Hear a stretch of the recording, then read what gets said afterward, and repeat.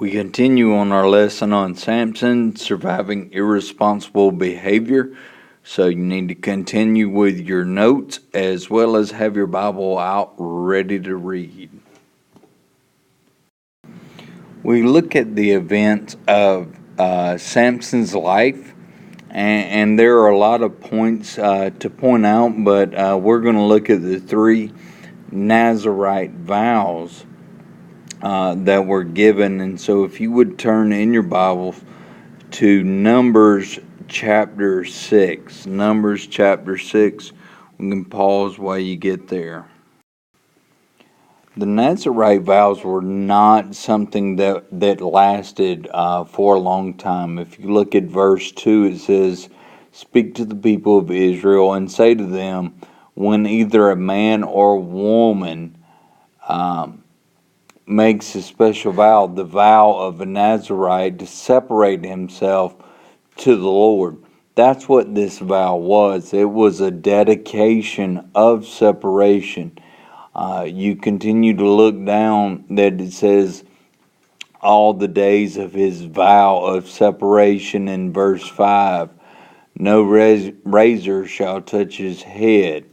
And it continues to say over and over, during the days of the vow of separation. You see at the bottom of this slide, there were three characters used in the Bible that took a lifelong Nazirite vow. Samson was one of them, as well as Samuel and John the Baptist. You remember only Aaron's family could be the priest and the high priest. So this was some of what they used, as well as when the Nazirite vows took it, for example, for Samson not cutting his hair. This was to be able to identify him as kind of like a crown by not cutting their hair. Not being able to go around the dead bodies, not being able to drink wine or eat fruit from the vine, anything that had to do with a grape. Samson's strength was not from necessarily these vows, but in separating himself from others. He was supposed to understand that his strength came from the Lord, and it wasn't of his own, not his own muscles. On each occasion, the Spirit of the Lord came upon him. So if you remember that in Judges, each time things happen, it always said the Spirit of the Lord came upon him. I'll wait for you to turn to Judges. We'll start in Judges chapter 13. Judges 13 verse 25. In Judges chapter 13, you see from the beginning of his life, in verse 25, "And the Spirit of the Lord began to stir in him in Mahanadan and between Zorah and Eshtal." You see where the Spirit of the Lord began to stir. So we're understanding the strength that Samson experienced was not of his own, but of the Lord's. When you were younger, you probably always heard the story of Samson and with the long hair, and that's where he received his power. But that's not true. Samson really isn't the hero of this story at all. God is. And many times we were led to believe otherwise.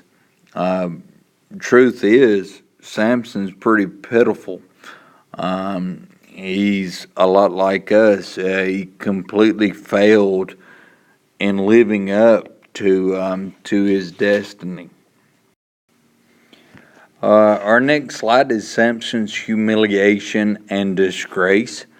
We can look at how sin can take us a long way down, and as we see how Samson, as an example for us, how it started going downhill for him, beginning with his hair being shaved, being captured and put into chains, being blinded, being brought down to Gaza, treated like a mule.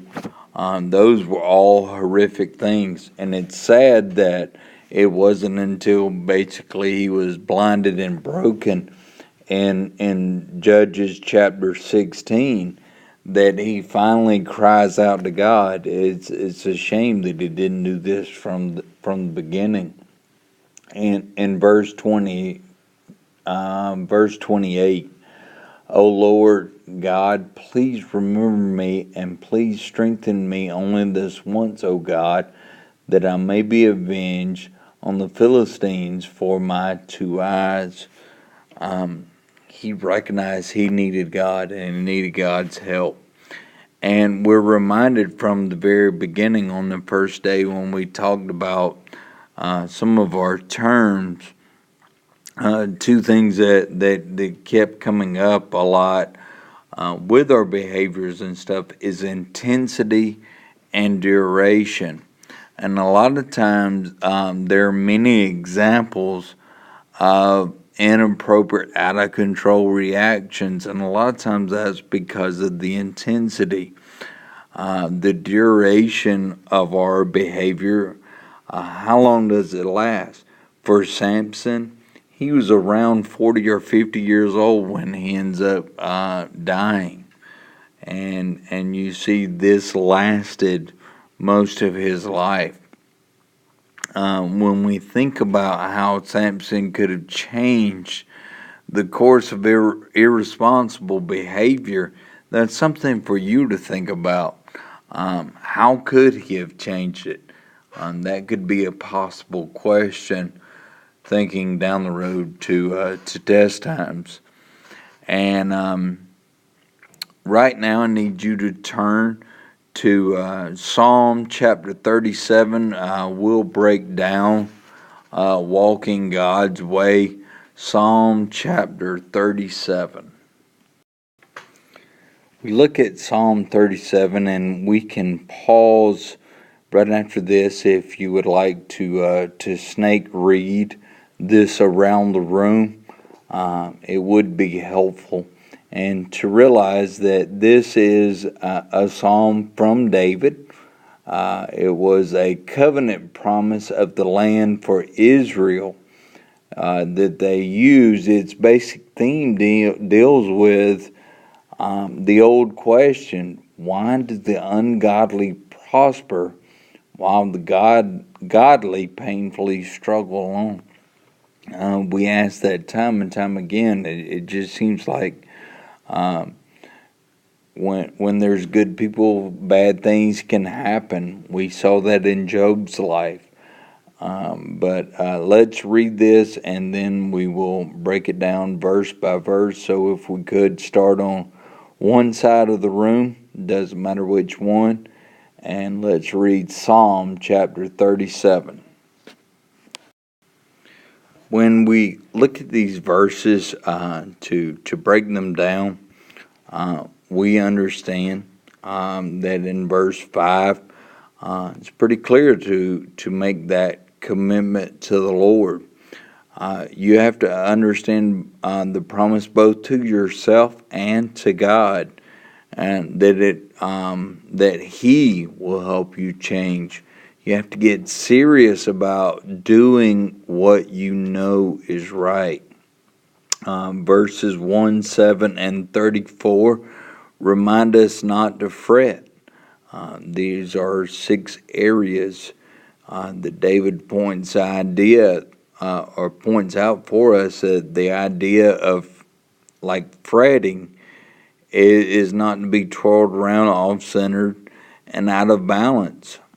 Settle down, take control, and don't just react. Many times we do that. In verse 8 and 37, talks about controlling your anger. Most errors are made when we hurry or when we hurt. Emotional reactions like anger they're normal, but they must not control our behavior. You can make choices to manage this area of your life by trying to help prepare yourself ahead of time. But anger is going to happen. Verses 30 and 31, watch your words. Loose lips sink ships. A famous saying from back in the World War II days. Its message is right on target. Scripture teaches us to avoid lies, profanity, gossip, arguments, babbling, all those things, grumbling. James says that if you can get control of your tongue, you're going to be able to control everything. When you think about like the size of a ship, as major size that it is, controlled by a little rudder. Same example James used for our tongue. Verses 3, 4, and 27 and 28, do right. The more you do right, less you'll do wrong. Gee, isn't that a bright statement? Verses 23, 24, and 39, depend on the Lord. According to Philippians, God can give you both the desire and the ability to live in the ways that please Him. So you have to make it a lifelong habit to walk His way. You have to desire to want to study God's Word, desire that time with Him in prayer. He will help you get up and go. Don't be discouraged. You have to take one step at a time. This concludes the Psalms 37. We'll pick up tomorrow when I get back. Y'all keep them straight up there. Bye.